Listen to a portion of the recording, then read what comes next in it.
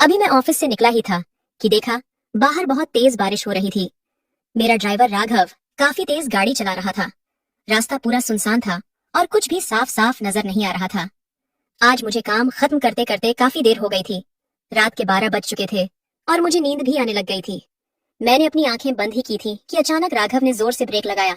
मैंने कहा, राघव क्या हो गया?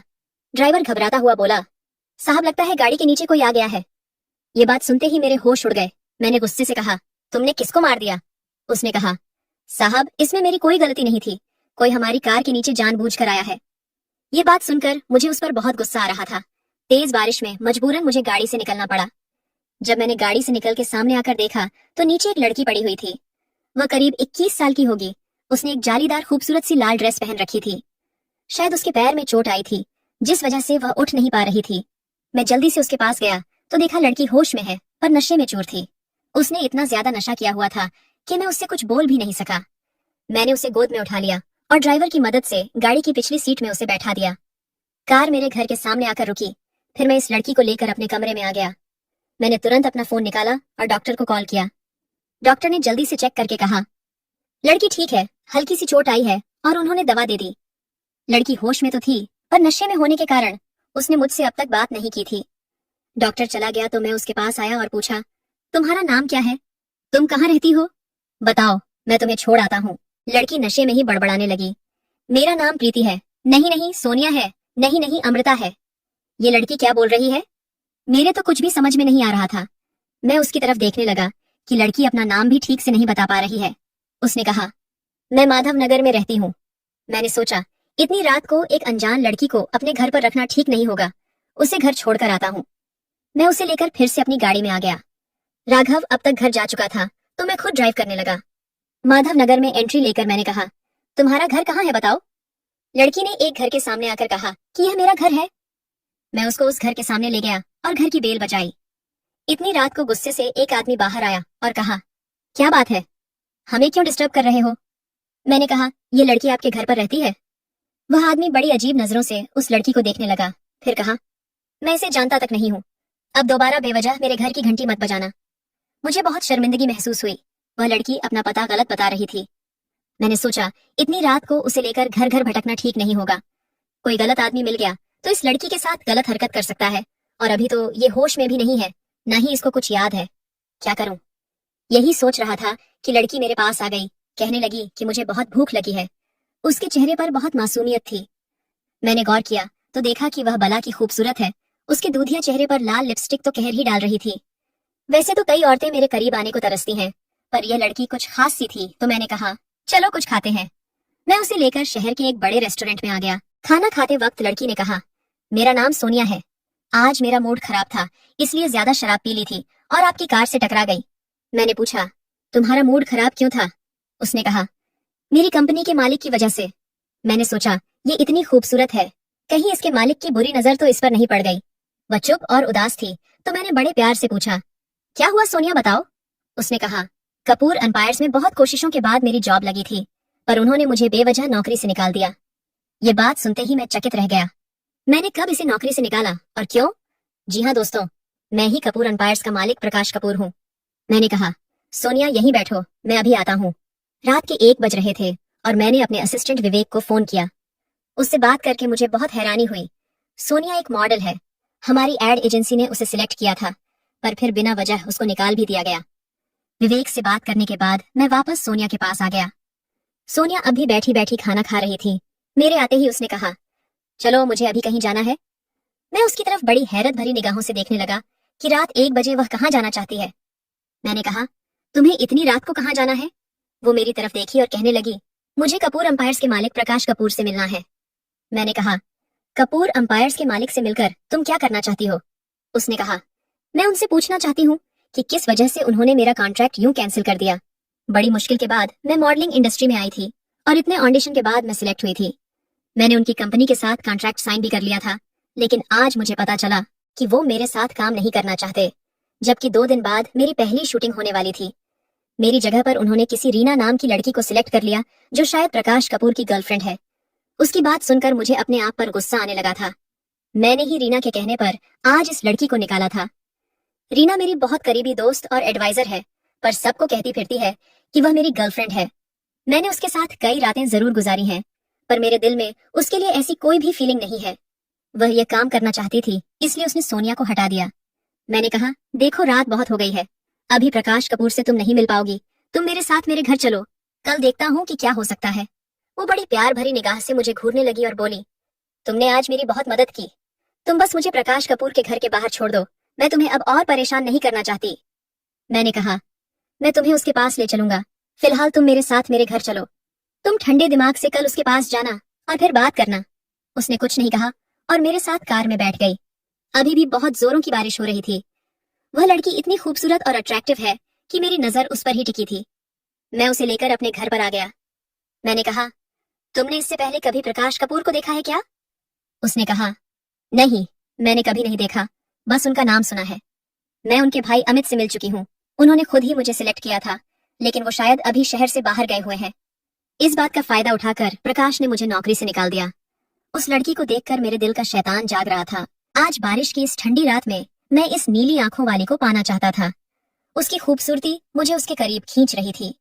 इससे पहले भी कई लड़कियों के साथ मैं रातें गुजार चुका हूँ, पर इस लड़की में कुछ तो अलग बात थी, लेकिन उसके चेहरे की मासूमियत को मैं जबरदस्ती कुचलना नहीं चाहता था।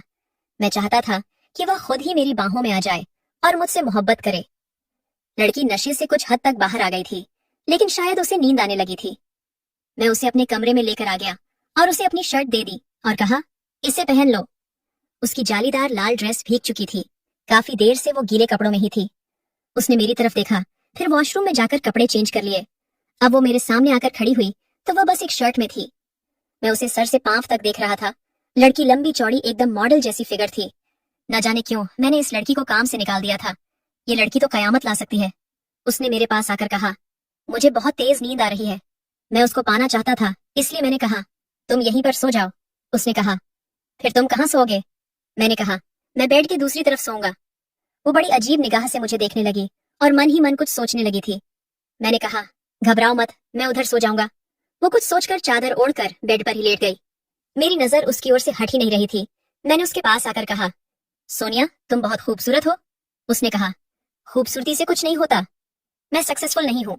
न जाने क्या क्या सपने देखकर इस शहर में आई थी और आज देखो मेरे पास कुछ भी नहीं है। मैंने कहा, मैं एक बहुत लकी इंसान हूँ, तुम चाहती हो तुम कुछ बन जाओ, कामयाब हो जाओ, तो मेरे पास इसके लिए एक अच्छा तरीका है। वह बहुत मासूमियत से मुझे देखने लगी और बोली, क्या करना होगा मुझे? मैंने कहा, मैं बहुत लकी इंसान हूँ, अगर तुम मुझे किस करो तो हो सकता है कि तुम्हारी किस्मत खुल जाए। वो मेरी तरफ टकटकी लगाकर देखने लगी, मानो उसे यकीन नहीं हो रहा था। वो बोली, ऐसा कैसे हो सकता है? मैंने तो कभी ऐसा नहीं सुना। मैंने कहा, यकीन नहीं आता तो आजमा कर देख लो। वह मेरी तरफ देखने लगी।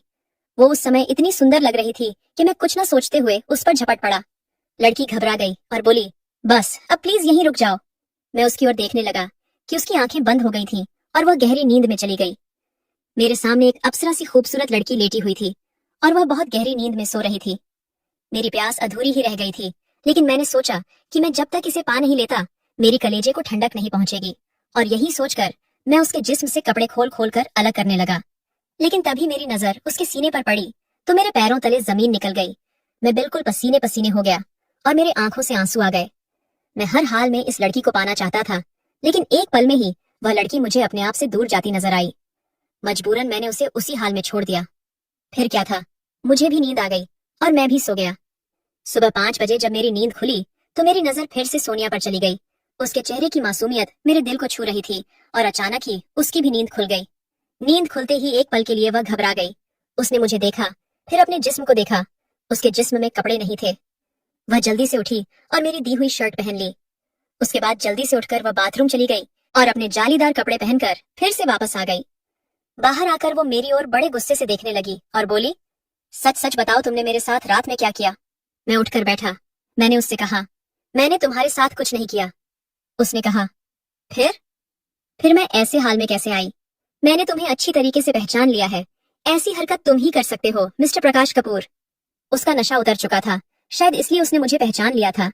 एक पल के लिए तो मेरी बोलती बंद हो गई और मैं चुपचाप उसकी ओर देखने लगा। वह लड़की अपना पर्स लेकर जाने लगी थी कि मैंने उसका हाथ पकड़ लिया और कहा, कहाँ जा रही हो? रुक जाओ। उसने मेरा हाथ झटक दिया और कहा, मैं तुमसे नफरत करती हूँ। मेरे दिल में कोई और है। मैंने कल रात उसके सीने पर एक लॉकेट देखा था जिसमें उसकी और मेरे भाई अमित की तस्वीर थी।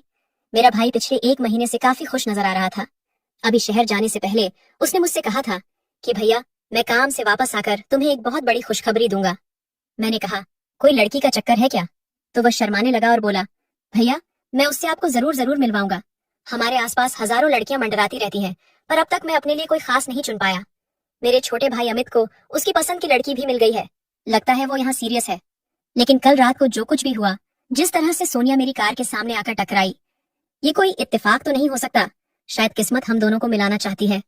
मेरा दिल सोनिया पर आ गया था और मैं उसे किसी भी हाल में अमित का नहीं होने दे सकता था, भले ही वह मेरा भाई है। सोनिया मेरी जिंदगी है। सोनिया सिर्फ मेरी है। मैंने कहा, सोनिया, मैं तुम्हें पसंद करने लगा हूँ। तुम्हें वापस से कॉन्ट्रैक्ट मिल जाएगा। तुम्हारे करियर को मैं 4 चांद लगा दूंगा। बस तुम मेरी हो जाओ। उसने कहा, मुझे तुम्हारी दया नहीं चाहिए। मैंने अपने बलबूते पर ही यह कॉन्ट्रैक्ट हासिल किया था और मैं तुम्हें बहुत अच्छे से जानती हूँ। तुम्हें बस लड़कियों का इस्तेमाल करना आता है। और इतना कहकर वह जाने लगी। मैंने उसका हाथ पकड़ लिया। वह अपने आप को छुड़ाने लगी। मैंने कहा, सोनिया, मेरा यकीन करो, मैं तुमसे प्यार करने लगा हूँ। कल जो कुछ भी हुआ वह इत्तेफाक नहीं हो सकता। तुम्हारे साथ कल वक्त बिताकर मुझे एहसास हो चुका है कि मैं तुमसे बहुत प्यार करता हूँ। तुम मुझसे शादी कर लो, मैं तुम्हें जिंदगी की सारी खुशियां दूंगा। वो मेरी तरफ ऐसे टकटकी लगाकर देख रही थी जैसे उसे कुछ भी समझ नहीं आ रहा था। मैंने कहा, प्लीज सोनिया। उसने कहा, मैं मन ही मन अमित को पसंद करने लगी हूँ और शायद वह भी मुझे पसंद करता है। हालांकि मैं उसके दिल की बात नहीं जानती। मैंने कहा, अमित किसी और लड़की को पसंद करता है, तुम्हें नहीं। ये सुनकर उसे झटका लगा। वह मुझे कहने लगी, तुम्हें कैसे पता? तो मैंने उससे कहा कि उसने मुझे खुद बताया है, लेकिन मैं तुम्हें बहुत पसंद करता हूँ। सोनिया अब चुपचाप मेरे सामने खड़ी थी। मैं अपने आप को रोक न सका और उसके करीब गया और उसके होठों को चूमने लगा। धीरे धीरे वो भी मदहोश होने लगी और मेरे सीने से लिपट गई। उसने कहा, तो तुम मुझे धोखा तो नहीं दोगे ना? मैंने कहा, नहीं, कभी नहीं। और अब मैं तुम्हें शादी के बाद ही हाथ लगाऊंगा, ये मेरा वादा है। मैंने अपने असिस्टेंट को फोन किया और आज के आज उससे शादी कर ली, क्योंकि मैं उसे खोना नहीं चाहता था। मेरा भाई जब काम से वापस आया तो मैंने उसे सोनिया से मिलवाया। अमित का चेहरा बिल्कुल उतर गया था। उसे तो मानो यकीन ही नहीं हो रहा था कि जिस लड़की को वह चाहता है वह उसकी भाभी बन चुकी है। मैंने अमित से कहा कि मैं सोनिया से मन ही मन बहुत पहले से प्यार करने लगा था, लेकिन फिर मैंने उसका इम्तिहान लिया जिसमें वह पास हो गई, इसलिए मैंने उससे शादी कर ली। अमित ने कुछ नहीं कहा। उसने सोनिया को ही अपनी भाभी के रूप में स्वीकार कर लिया। उन दोनों को कभी यह पता नहीं चला कि उन दोनों के प्यार को मैंने ही अलग कर दिया था। न जाने सोनिया के अंदर ऐसी क्या खूबी थी कि मैं उसके पीछे यूं दीवाना हो गया था और इस दीवानेपन में उसे हासिल कर लिया। सोनिया एक अच्छी पत्नी साबित हुई और मेरी जिंदगी में खुशियां भर दी।